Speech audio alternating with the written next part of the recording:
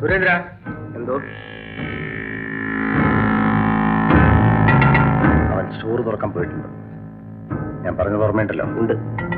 ചെല്ല്.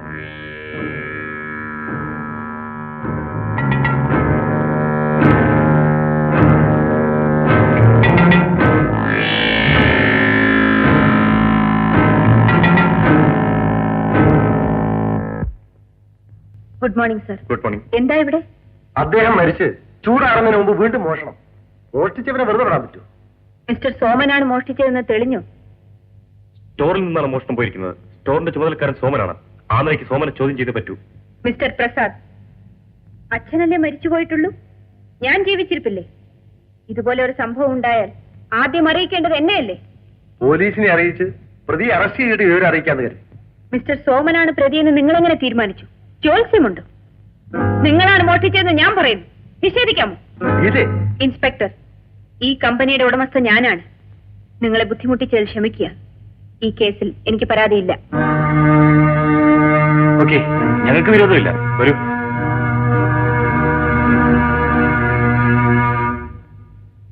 ഇന്നു മുതൽ കമ്പനിയുടെ ചുമതല മുഴുവനും ഞാൻ ഏറ്റെടുക്കുകയാണ്. ആ താക്കോലിങ്ങി തരും. ഗീതയ്ക്ക് എന്റെ മകളുടെ പ്രായമുള്ളൂ. കാര്യങ്ങളൊക്കെ നല്ലപോലെ മനസ്സിലാക്കിയതിനു ശേഷം ചുമതല ഏറ്റെടുക്കുന്നതാ നല്ലത്. അത് ഞാൻ തീരുമാനിച്ചോളാം. താക്കോലിങ്ങി തരും. ആലോചിച്ച് തന്നെയാണോ സംസാരിക്കുന്നത്? പലതവണ ആലോചിച്ചിട്ടാണ് തീരുമാനിച്ചത്. താക്കോല് തരൂ.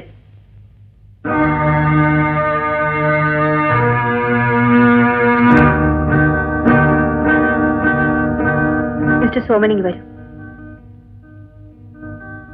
ഈ താക്കോൽ ഇന്നു മുതൽ നിങ്ങളുടെ കയ്യിലിരിക്കണം. വേണ്ട, എനിക്കതിനുള്ള കഴിവില്ല.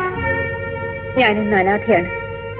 എന്റെ അച്ഛന്റെ കമ്പനിയിൽ വർഷങ്ങളായി വിശ്വസ്തയോട് പണിയെടുക്കുന്ന മനുഷ്യനാണ് നിങ്ങൾ. ആ നന്ദിയും സ്നേഹവും എന്നോടും ഉണ്ടെങ്കിൽ എന്നെ സഹായിക്കാനായി നിങ്ങളിത് വാങ്ങണം.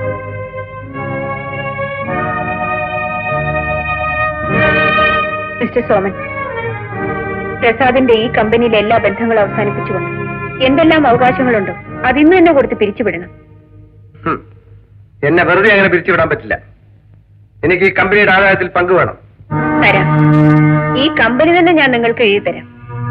ഡോക്ടർ, എന്റെ അച്ഛനെ കൊല്ലാൻ നിങ്ങൾ കൈക്കൂലി കൊടുത്ത ഡോക്ടറല്ലേ ഈ നിൽക്കുന്നത്?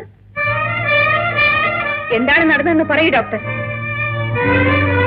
അദ്ദേഹം പണം തരാമെന്നും പറഞ്ഞ് എന്നെ ചുമതലപ്പെടുത്തിയത് സത്യമാണ്. പക്ഷേ തക്ക സമയത്ത് മിസ്റ്റർ സോമൻ എന്നെ വിവരം അറിയിച്ചതുകൊണ്ട് എന്റെ അച്ഛൻ അന്നും മരിച്ചില്ല.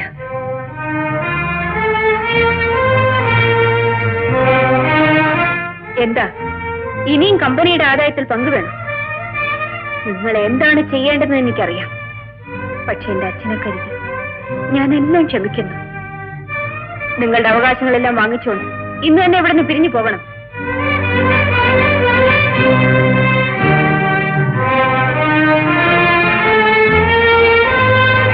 സോമൻ, ഈ അന്തർനാടകങ്ങളുടെ ചരട് നിന്റെ കയ്യിലാണെന്ന് എനിക്കറിയാം. ഉപ്പ് തിന്നവൻ വെള്ളം കുടിക്കും. അതെ, അതാരാണെന്ന് കാലം തെളിയിക്കും. നിങ്ങളോ? നിങ്ങൾ എന്തിനു ഇവിടെ വന്നു? നിന്നെ കൊണ്ടുപോകാൻ. ഞാനും നിങ്ങളും തമ്മിൽ യാതൊരു ബന്ധവുമില്ല. നിങ്ങൾക്ക് പോകാം. ഇവിടെ മര്യാദയ്ക്ക് എന്റെ കയ്യിൽ നിന്ന് വിടൂ. നിന്നെ കൊണ്ട് ഞാൻ പോകും.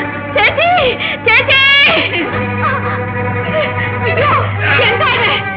എടാ, വിടി! വിടി! അയ്യോ, വിടില്ല!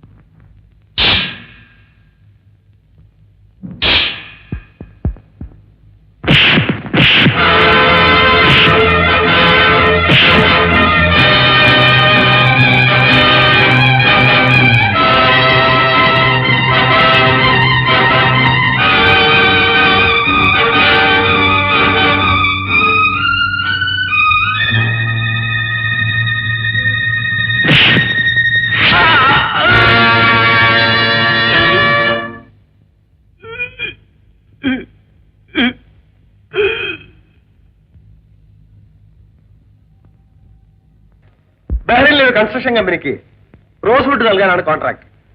ആണ്ടിൽ 1 കോടി രൂപയുടെ ഓർഡർ കാണും. നിങ്ങൾക്ക് ഞാൻ 5% കമ്മീഷൻ തരും. നോ, അതിന് തരാൻ ഇവിടെ വേറെ ആളുണ്ട്. ആ, എന്നാൽ രാവിലെ വരും. ഓക്കെ? എന്താ അച്ഛാ? നീ എവിടെ പോകുന്നു? ഇന്നൊരു ഇന്റർ ക്ലാസ് മാച്ച് ഉണ്ട്. നിന്റെ ഈ സ്പോർട്സും വാങ്ങാത്തൊരിയും ഒന്ന് നിർത്താമോ? അച്ഛനൊരു പുതിയ ബിസിനസ് തുടങ്ങാൻ പോവുകയാണ്. Timber export. അതിന്റെ മുഴുവൻ ചുമതലയും നീ ഏറ്റെടുക്കണം. ഇത് അച്ഛൻ സാറിന് പറയാറുള്ളതാണല്ലോ. ഇതങ്ങനെയല്ല. എഗ്രിമെന്റ് ഒപ്പിട്ട് കഴിഞ്ഞു. ഏതായാലും ഒരു ഡിഗ്രി എടുക്കാതെ ഞാൻ പഠനം നിർത്തില്ല അച്ഛൻ. ഡിഗ്രി? നിന്റെ അച്ഛൻ ഏത് ഡിഗ്രി എടുത്തിട്ടാടാ ഇന്ന് ഈ നിലയിൽ എത്തിയത്? അത് പഴയ കാലം. ഏത് കാലമായാലും ജീവിക്കാൻ ഡിഗ്രി അല്ല, ബുദ്ധിയും തന്ത്രവുമാണ് ആവശ്യം.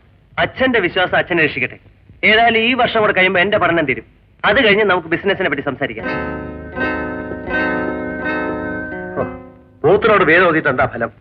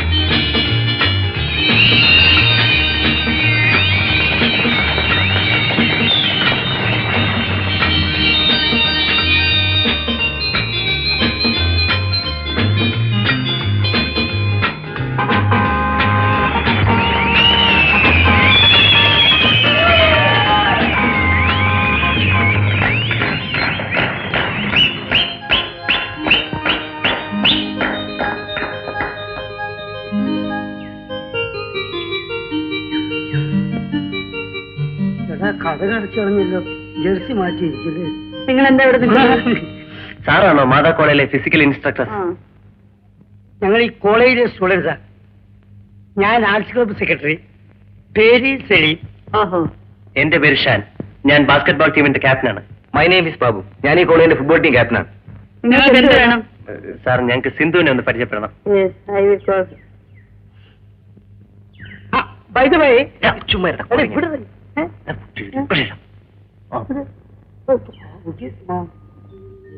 നമസ്കാരം. നമസ്കാരം. My name is Sindhu. നിങ്ങൾക്ക് എന്താ വേണ്ടത്? ആദ്യമായിട്ട് ഒന്ന് പരിചയപ്പെടണം. എങ്ങനെയാ പരിചയപ്പെടേണ്ടത്? ഊരും പേര് എല്ലാം അറിയണം. അട്ടെ, ഒന്ന് ചോദിച്ചോട്ടെ, അമ്മ കളിക്കായിരുന്നു? ഓ ഇല്ല. കളിച്ചിരിക്കും, അല്ലെങ്കിൽ ഇത്ര ഫോമിൽ ഡോട്ട് ചെയ്യാനോ ഫിനിഷ് ചെയ്യാനോ സാധിക്കില്ല. Wonderful performance. വീട്ടിലാരൊക്കെ ഉണ്ട്? അമ്മ മാത്രമേ ഉള്ളൂ. അച്ഛൻ മരിച്ചുപോയി. I am sorry. അട്ടെ, ഏത് ക്ലാസ്സിലാണ് പഠിക്കുന്നത്? PDC ഫൈനൽ ഇയർ ആണ്. ആ, അപ്പം ഡിഗ്രിക്ക് കോളേജിലേക്ക് പോരെ, കൺസെഷൻ വാങ്ങിച്ചു തരാം. അമ്മയോട് ചോദിക്കാൻ ഞങ്ങൾ ഇവിടുത്തെ ഫിസിക്കൽ ഇൻസ്ട്രക്ടർ വീട്ടിലോട്ട് അയക്കാം. എന്തു പറയുന്നു? എന്റെ എല്ലാ കാര്യങ്ങളും നിശ്ചയിക്കുന്നത് അമ്മയാണ്. അമ്മ അനുവദിച്ചാൽ. അമ്മേ, കാപ്പി. കാപ്പിയൊക്കെ തരാം. കളി ആര് ജയിച്ചു? എന്തു പറയാനാ അമ്മേ, 5 ഗോളിന് ഞങ്ങളുടെ കോളേജ് തോറ്റു. അയ്യേ ഷേം ഷേം. എടാ സലീമേ, നീയല്ലേ പറഞ്ഞത് ഞങ്ങൾ ജയിക്കുമെന്ന്? ആന്റി പറഞ്ഞു ശരിയാ. പക്ഷെ മാതാ കോളേജിന്റെ ടീമിൽ ഒരു മിന്നൽ കൊടി ഉണ്ടെന്ന് ഞാൻ അറിഞ്ഞു. പിന്നൽ കൊടിയോ? അതെ ആന്റി, സെൻട്രൽ ഫോർവേഡ് ആയിട്ട് ഒരു പെണ്ണ് കളിച്ചു. ഒരു 18 വയസ്സുണ്ട്. ചക്കയിൽ ഈച്ച ഒട്ടി കിടക്കുന്ന പോലെ അവളുടെ കാലിൽ പന്തോട്ടി കിടക്കുന്നു. ഈ 5 ഗോളും അവളെ സ്കോർ ചെയ്തു. നിങ്ങളുടെ പെമ്പിള്ളേർ വിചാരിച്ചിട്ട് അവളെ ഡിഫെൻഡ് ചെയ്യാൻ പറ്റിയില്ലേ? എവിടുന്ന്? അവൾമാരുടെ കോട്ട പൊളിച്ച് അവള് കൈ കൊടുത്തു. എന്താ അവളുടെ പേര്? സിന്ധു. അമ്മേ, അടുത്ത വർഷം അവളെ ഞങ്ങളുടെ കോളേജിലേക്ക് തട്ടിയെടുക്കാൻ ഫിസിക്കൽ ഡയറക്ടർ ഏർപ്പാട് ചെയ്തു. ആരാ? സലീമോ? ഞാൻ സലീമിനെ കാണാൻ കാത്തിരിക്കുകയായിരുന്നു. നമ്മളെ ഫാദറിന്റെ ചൂടുള്ള കംപ്ലൈന്റ് വല്ലതും കിട്ടി കാണും. നിങ്ങൾ ബാപ്പയും മോനും തമ്മിൽ എന്താ എപ്പോഴും ഒരു വഴക്ക്? അങ്കിൾ, ബാപ്പ ഈ ലോകത്തല്ല ജീവിക്കുന്നത്. അറുത്ത് കൈക്ക് ഉപ്പ് തേക്കാത്ത പകയനാണ് അയാൾ. നീ അങ്ങനെ പറയരുത്. നിന്റെ ബാപ്പ ആർക്ക് വേണ്ടിയാ സമ്പാദിക്കുന്നത്? എനിക്ക് വേണ്ടിയല്ല. നോ, നിനക്ക് വേണ്ടിയാ. എന്നാ എന്റെ ആവശ്യത്തിന് കാശ് തരണ്ടേ? നാളത്തെ ചില ആവശ്യങ്ങൾക്ക് വേണ്ടി അയാൾ കരുതുകയാണടാ. നാളത്തെ ആവശ്യത്തിന് ഞാൻ ഉണ്ടായിക്കോളാം. ഏതായാലും അങ്കിള് ബാപ്പയോടൊന്ന് പറഞ്ഞേക്ക്. എന്നെങ്കിലും ബാപ്പ മയ്യത്താവല്ലോ, അന്ന് ഇതെല്ലാം എന്റെ കയ്യിൽ വരുമെന്ന്. കള്ള 6-ാം പന്ത്രണ്ട് എന്താണ് ഈ പറഞ്ഞത്? അനക്ക് നമ്മൾ മയ്യത്താവണല്ലേ? നിങ്ങളാണ് പിന്നെ പിടക്കാക്കുന്നത്. ഓൻ വരുമ്പോ കൈ നിറച്ചും പൈസ കൊടുക്കും. നീ വാ മോനെ. ഹമീദെ, സലീമിനെ എന്റെ മകനെ പോലെയാണ് ഞാൻ സ്നേഹിക്കുന്നത്. അതിന്റെ കൂലി പടച്ചോരങ്ങൾക്ക് തന്നിട്ടുണ്ട്. കണ്ടില്ലേ, പെറ്റ തറയിച്ചിട്ട് പോയ കുഞ്ഞിനെ വേറെ എടുത്തി പൊന്നുപോലെയല്ല കൊണ്ടുപോയത്.